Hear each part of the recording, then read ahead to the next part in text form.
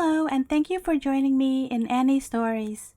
In this clip, I will be reading The Straw, the Coal, and the Bean from the Brothers Grimm book.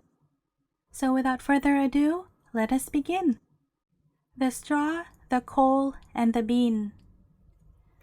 There lived in a certain village a poor old woman who had collected a mess of beans and was going to cook them.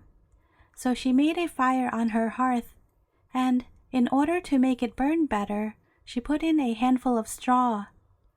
When the beans began to bubble in the pot, one of them fell out and lay, never noticed, near a straw which was already there. Soon, a red-hot coal jumped out of the fire and joined the pair. The straw began first and said, "Dear friends, how do you come here?" The coal answered, "I jumped out of the fire by great good luck, or I should certainly have met with my death. I should have been burned to ashes." The bean said, "I too have come out of it with a whole skin. But if the old woman had kept me in the pot, I should have been cooked into a soft mass like my comrades." "Nor should I have met with a better fate," said the straw. "The old woman has turned my brothers into fire and smoke. 60 of them she took up at once and deprived of life.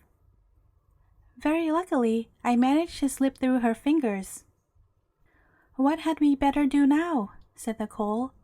"I think," answered the bean, "that as we have been so lucky as to escape with our lives, we will join in good fellowship together. And, lest any more bad fortune should happen to us here, we will go abroad into foreign lands." The proposal pleased the two others, and forthwith they started on their travels. Soon they came to a little brook, and as there was no stepping stone and no bridge, they could not tell how they were to get to the other side. The straw was struck with a good idea, and said, "I will lay myself across, so that you can go over me as if I were a bridge." So the straw stretched himself from one bank to the other, and the coal, who was of an ardent nature, quickly trotted up to go over the new-made bridge. When, however, she reached the middle and heard the water rushing past beneath her, she was struck with terror and stopped and could get no farther. So the straw began to get burnt, broke in 2 pieces, and fell in the brook. And the coal slipped down, hissing as she touched the water, and gave up the ghost.